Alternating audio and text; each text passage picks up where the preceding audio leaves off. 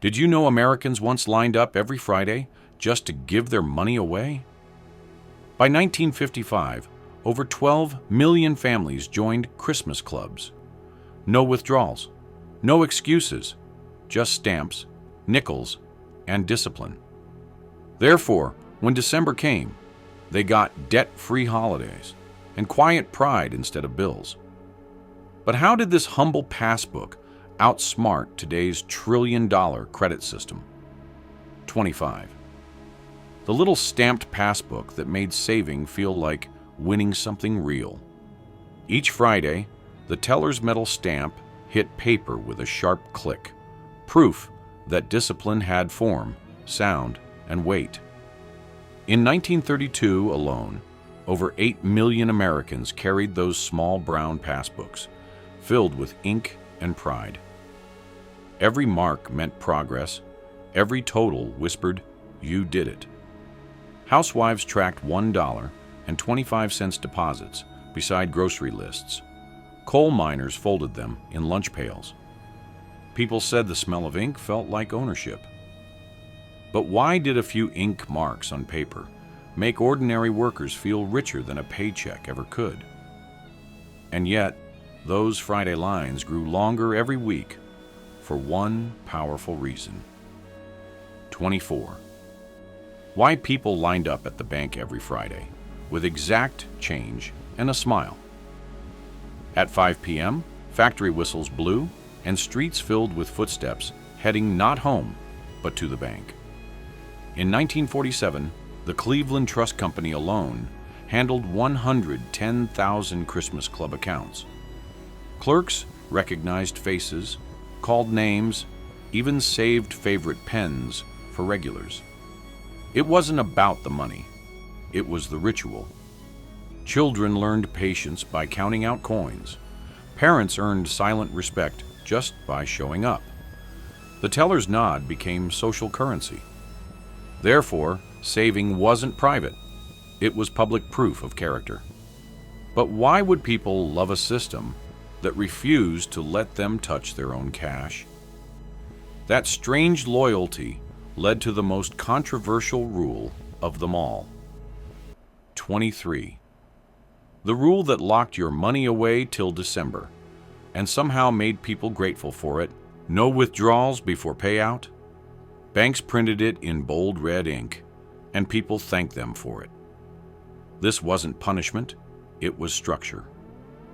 By 1958, over 10,000 banks enforced that rule, protecting savers from themselves.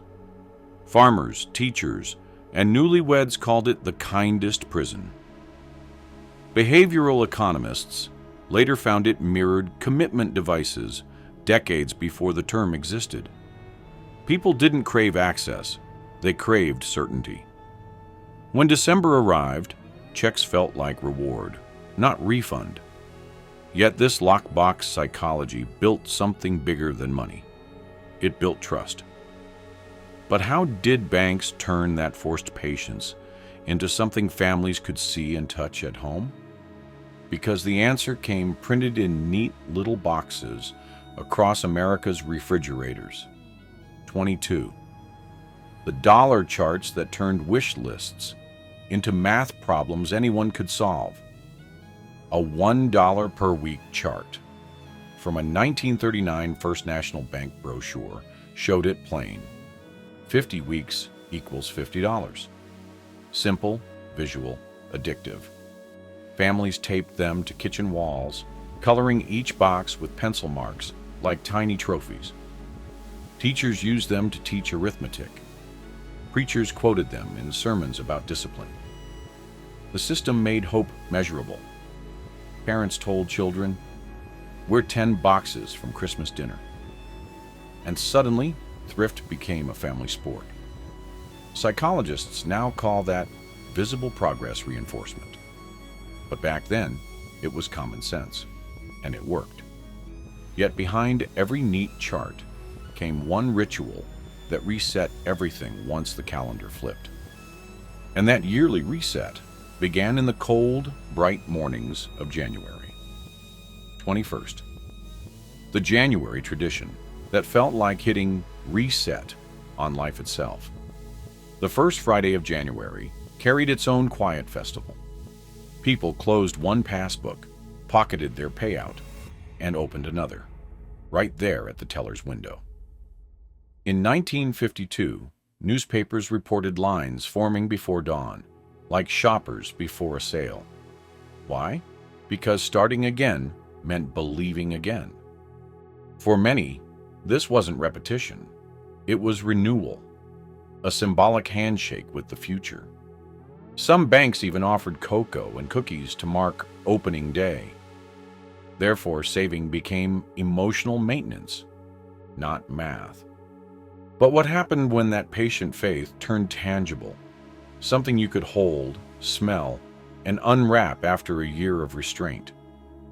It all came down to a single paper envelope that carried a year's worth of waiting. 20. The family envelope that held a whole year's patience and a paper candy cane. When December arrived, tellers slid white envelopes across the counter, sealed with green ribbon or a tiny red candy cane. Inside lay a year's worth of waiting, $50, maybe $100, and a feeling no receipt could match. In 1961, banks mailed out over 4 million of those envelopes nationwide. Families opened them around kitchen tables, whispering numbers like blessings. The cash often paid for a tree, dinner, or a train ticket home. Therefore, the envelope wasn't payment. It was proof that discipline could feel like magic. But what made neighbors start gathering to celebrate saving as if it were a sport? The answer unfolded in smoky community halls filled with laughter and ledgers. 19. The town club meetings where saving became something you could brag about across small towns in the 1940s, Christmas club meetings turned thrift into theater. Bank managers read out totals, women poured coffee, and applause followed every milestone. In Toledo, Ohio, one club celebrated its 25th year with a brass band. Local papers printed names of top savers beside factory foremen and teachers, equal in pride, if not in pay. These meetings turned money into community and habit into heritage. However, saving soon became something parents taught through games. They found a new way to make patience sparkle for their kids. That lesson began on low tables covered in pennies and crayons. 18. The kid-sized penny tables that taught children how to wait. Banks knew the next generation had to start early, so they made saving fun. Kids brought pennies to junior Christmas clubs, earning stamps shaped like snowflakes. By 1950, more than 2 million children had their own passbooks. Some banks even gave toy safes or coloring books, showing Santa counting coins. Parents said it worked better than any lecture about money. Therefore, kids grew up connecting patience with joy, not punishment. But what happened in towns too small for banks, where every deposit needed a different kind of trust? The next chapter unfolded behind post office counters, lined with mail sacks and hope. 17. How postmasters became accidental bankers in towns too small for vaults. In rural America, especially through the 1930s and 40s, postmasters handled both mail and money. The U.S. postal savings system allowed deposits as low as 10 cents, and many tied them to Christmas accounts. People trusted the postman more than the banker. He lived next door, not downtown. Records show one Kansas post office managing over 600 Christmas clubs in 1946. The passbooks bore federal seals instead of bank logos, giving savers a sense of safety after the Depression. However, loyalty needed reward, and banks soon found a way to make waiting even sweeter. They started adding small surprises that made people feel truly seen. 16. The surprise December bonus that made loyalty feel like Christmas came early. Some banks quietly added a little interest bonus, maybe 25 cents on a $25 plan. Small, yes, but powerful. A 1954 New York Times story noted that these thank you bonuses boosted renewal rates by 38%. It wasn't the money, it was recognition. Savers felt noticed, respected, proud. Managers mailed handwritten notes saying, "Your thrift inspires our town." Those gestures turned customers into storytellers. But soon, that pride stepped into the spotlight, because for one day each year, the whole town came to see who had saved the most. And cameras flashed as saving turned into something worth printing on the front page. 15. The newspaper photo day when families showed off their Christmas checks like trophies. Every December, small-town newspapers filled front pages with smiling families holding their Christmas Club checks. In 1958, the Reading Eagle ran over 200 photos in 1 week. Dads in work shirts, moms in Sunday dresses, kids holding envelopes like medals. It wasn't vanity, it was victory. Those photos said, "We did it." Local editors called it the proudest kind of advertisement. Therefore, saving became fame you could fold in your pocket. But soon, another system quietly started saving for workers before they even saw their pay. That quiet partnership hid next Christmas inside every factory paycheck. 14. The factory pay stub that secretly hid next Christmas inside it. Big employers joined the movement. In 1942, the Bethlehem steel plant deducted $1 a week for Christmas clubs. No forms, no questions. Workers called it automatic cheer. Even General Electric followed, linking the plan to morale reports. By 1950, 1 in 6 industrial employees joined such payroll programs. They said it felt like protection, not pressure. Every week, money disappeared before temptation arrived. However, during hard years, these tiny deposits kept families grounded when banks failed, and headlines screamed panic. And that stability became the one ritual strong enough to outlive entire banks. 13. The savings clubs that somehow outlived banks during the Great Depression. When over 9,000 banks closed between 1929 and 1933, Christmas clubs survived in church basements and town stores. Why? Because people trusted neighbors over marble buildings. A dime a week felt safer than a vault.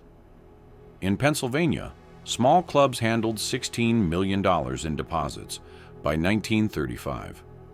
Astonishing for that era. Therefore, thrift became rebellion. It said, "We can save, even when the system can't." Historians later called these clubs micro-safety nets. But how did banks convince people to start trusting again? They began speaking a new language, the language of slogans and hope. 12. The slogans that made thrift sound like both wisdom and love. Banks turned saving into poetry. Save now, spend free later. No Christmas debt, no January regret. These phrases filled radio ads, billboards, and window displays by the thousands. A 1953 savings campaign in New Jersey printed 500,000 leaflets carrying one line, "Happiness comes in installments." The message hit deep after decades of scarcity. People began quoting these lines at dinner tables. However, behind every slogan stood a teller, quietly judging who lived by them. And in that judgment, reputations and futures were quietly built in ink and silence. 11. the teller's notebook that quietly judged who was dependable. Every branch had a back ledger where tellers wrote notes, who deposited on time, who missed a week. It wasn't official, but it mattered. By 1957, banks even offered preferred customer loans to steady savers. A full passbook meant reliability, trustworthiness, pride. One Ohio teller later recalled, "We knew who'd never bounce a check just by their Christmas Club line." Therefore, the habit became a silent resume. But for many families, those lessons spilled out of the bank and into their homes. And that's where the kitchen drawer became the new vault. 10. The home envelope trick that turned kitchen drawers into miniature banks. When some couldn't join official clubs, they made their own. Housewives folded envelopes marked gifts, dinner, travel, and tucked away spare change after every payday. By the 1950s, money experts estimated 1 in 3 households practiced home envelope banking. It felt safe, private, controllable. Kids watched mothers balance coins like clockwork. Therefore, thrift became a family performance, small, steady, proud. But as savings spread from kitchens to radios, something new happened. Suddenly, names of ordinary savers started echoing across the airwaves. 9. The radio shoutouts that made saving feel like being famous for 5 seconds. Local stations loved the drama of small success. "Congratulations to Mrs. Parker, fully funded her Christmas club." Announcers cheered between swing songs. In 1949, a Cincinnati program ran 1,200 saver shoutouts during one holiday season. People tuned in to hear neighbors' names, not celebrity gossip. It gave thrift a voice, literally. But when war came, radios started carrying a different message. Save not for gifts, but for something greater. That call to duty changed the entire meaning of saving overnight. 8. The wartime version of the club that swapped gifts for patriotism. When World War II began, Christmas clubs transformed into war bond clubs. Banks hung flags over counters, swapped Santa posters for soldiers, and tied thrift to loyalty. Between 1942 and 1945, citizens bought over $185 billion in bonds, many through those same weekly deposits once meant for toys. Housewives saved for helmets instead of dolls. Therefore, saving became moral currency. People called it Christmas for the country. But after war ended, thrift didn't die. It multiplied, passed from mothers to daughters. That's how a new generation grew up saving for 2 dreams at once. 7. The teenage hope chest savings that grew beside mothers' Christmas envelopes. Teen girls saved for marriage, while their mothers saved for holidays. Hope chests held linens, but the bank books held plans. In 1956, over 40% of Christmas Club savers were under 25. Daughters mirrored their mother's patience week after week. The act became identity, a ritual of becoming reliable adults. However, not every family trusted banks to keep the math straight. Some preferred to do the numbers by hand, at the kitchen table, pencil against paper. And what they figured out with those pencils still surprises economists today. 6. The pencil math that made people trust their own arithmetic over banks. Before calculators, households ran on notebooks. Families tracked cents, counted weeks, adjusted totals, every line a story of effort. In 1940, one Missouri study found 72% of families balanced ledgers by hand. They caught bank errors faster than tellers did. This homemade accounting built confidence, even pride. Therefore, thrift wasn't blind trust. It was teamwork between habit and arithmetic. But there was another trick that kept everyone honest, week after week. It came in the form of a tiny penalty that quietly built resilience. 5. The small penalties that hurt just enough to keep you honest. Banks knew pain could teach discipline better than promises. Miss a week, lose a few cents in interest. That tiny sting worked. In 1953, the Savings Review reported that default rates in Christmas clubs were under 3%, the lowest of any account type. People feared the red mark in the teller's book more than losing money itself. Therefore, guilt became a quiet motivator. Some even left apology notes with late deposits. But not every saver played fair. A few tried clever tricks to borrow early and beat the system. That loophole turned out to be a trap disguised as convenience. 4. The early withdrawal loophole that turned into a trap for impatient savers. Banks once allowed members to borrow from their own accounts mid-year, with interest, of course. It sounded harmless. Yet by 1965, those early withdrawals wiped out millions in savings across small towns. People meant to repay, but life always intervened. One Iowa banker later said, "The same folks who borrowed in July came crying in December." Therefore, patience proved more profitable than cleverness. That rule, no touch till Christmas, suddenly looked wise again. But a new kind of temptation was coming, one that would change the meaning of saving forever. It arrived shiny, plastic, and dangerously easy to swipe. 3. The moment credit cards showed up and killed the thrill of waiting. By 1958, Bank of America launched Bank AmeriCard, sending 60,000 cards across California overnight. No saving, no stamps, just instant spending. Within 10 years, credit card use tripled, while Christmas Club memberships fell by half. People traded patience for access, and December joy turned into January debt. However, something deeper vanished too, the pride in restraint. Banks stopped celebrating savers and started rewarding borrowers. Therefore, the culture flipped in one generation. But quietly, decades later, that same old psychology found a way to return, only this time inside our phones. Modern tech gave the old banker's trick a digital disguise. 2. The new savings apps that quietly stole the old banker's playbook roundups. Auto deposits, locked vaults. Everything Christmas clubs invented returned in code. Apps like Digit and Acorns turned spare change into progress bars. By 2020, over 40% of users said they saved without noticing, exactly what banks taught in 1935. Behavioral economists call it automated discipline, but your grandparents called it Friday at the teller's window.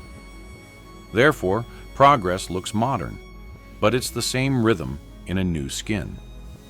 Yet one idea still remains beyond technology, the mindset that made saving feel human.